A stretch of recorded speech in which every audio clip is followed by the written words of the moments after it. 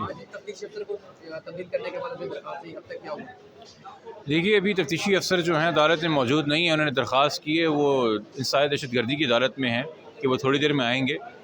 मगर साथ में जज साहब का भी एक व्यू है कि चूँकि हमारे यहाँ ईस्ट के अंदर, कराची ईस्ट के अंदर अब सेंसिटाइज कोर्ट्स आ गई हैं, स्पेशल कोर्ट्स आ गई हैं, जेंडर वायलेंस के हवाले से कोर्ट्स आ गई हैं, कि शायद बेहतर है कि वहाँ पे ये दरख्वास्त सुनी जाए चेंज ऑफ इन्वेस्टिगेशन के हवाले से, या ये अदालत भी सुने। दोनों इस बात के मिजाज हैं।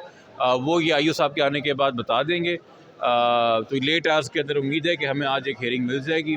हमारे जो खदशात हैं वो अपनी जगह पहले भी मौजूद थे जब हमने लास्ट एप्लीकेशन दी थी IO को चेंज करने की, मगर उसके बाद जब मेडिकल बोर्ड ने हमारा मौक़िफ़ साबित कर दिया कि बच्ची अंडर एज है, और उसके बाद मीडिया के सामने 5 तारीख को खड़े होके मेडिकल बोर्ड के सारे कंटेंट्स पढ़ना, मगर 6 तारीख को IO का अदालत में आके बोलना कि जी मुझे तो पता ही नहीं मेडिकल रिपोर्ट में क्या है, मैंने तो मौसूल ही नहीं की है। या जब ये सारे सहूलतकार जिन्होंने पंजाब में छुपने में और पुलिस से फ़रार इख्तियार करने में मदद की थी ज़हीर की, उनका जब रिमांड था 9 तारीख को, 9 जून को, तो IO का उस दिन पुरस्कार तौर पे बीमार होकर ना पेश होना और मेमो ऑफ अरेस्ट भी ना जमा कराना और इंटरोगेशन रिपोर्ट भी जमा ना कराना, जिससे ज़ाहिर हो रहा था कि पूरी की पूरी गिरफ्तारी गैर कानूनी, जिसकी वजह से उन 10 लोगों को डिस्चार्ज कर दिया गया। या IO साहब का इस कम उम्र की एज के आने के बाद भी मौक़िफ़ इख्तियार करना कि जी इस केस में इन्वेस्टिगेशन करने के लिए कुछ नहीं है।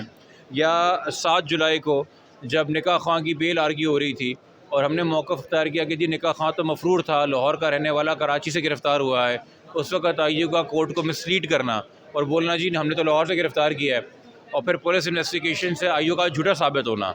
तो एक इंसान जिसने मीडिया के सामने एक व्यू फॉर्म किया हुआ है, एक इंसान जो अदलिया के सामने मिसलीड कर रहा है मुस्तकिल हर ऑप्शन के ऊपर, और एक इंसान जो कि कोई भी एफर्ट नहीं कर रहा गिरफ़्तारी के। 14 तारीख को जो है वो प्रोटेक्टिव बेल, वो बुरी ज़मानत भी एक्सपायर होगी लाहौर हाई कोर्ट की जो मिली हुई थी ज़हीर को, और उसके बाद हमारे इल्म में नहीं है कि उसने कहीं और से बेल ली हो, तो उसका तो स्टेटस इस वक्त मफरूर का है कानून से। तो उसको गिरफ़्तार करने के लिए भी तक क्या चीज़ें सामने आई हैं, एक रेजिस्टेंस नज़र आ रही है।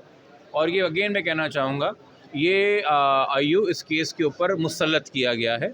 IG साहब ने मुसल्लत किया है, AIG ने मुसल्लत किया है, ये हमारी दरख्वास्त के ऊपर तब्दील नहीं हुआ। इससे पहले जो IO जो इंस्पेक्टर साहब थे, वो जो भी काम कर रहे थे वो बहुत माकूल काम लग रहा था इनके बनिस्बत, वो बहुत सही सिमत में लेके जा रहे थे इन्वेस्टिगेशन को जैसे होनी है। और पुलिस का जो रोल होता है कि आपने जज नहीं बनना, आपने तमाम तरफ के दलाइल और हक़ाइक़ और मामलात देखते हुए एक रिपोर्ट जमा करानी है, वो सिमत में जारी थी। मगर मेरे ख़्याल में जिस दिन हाई कोर्ट ने साबका IG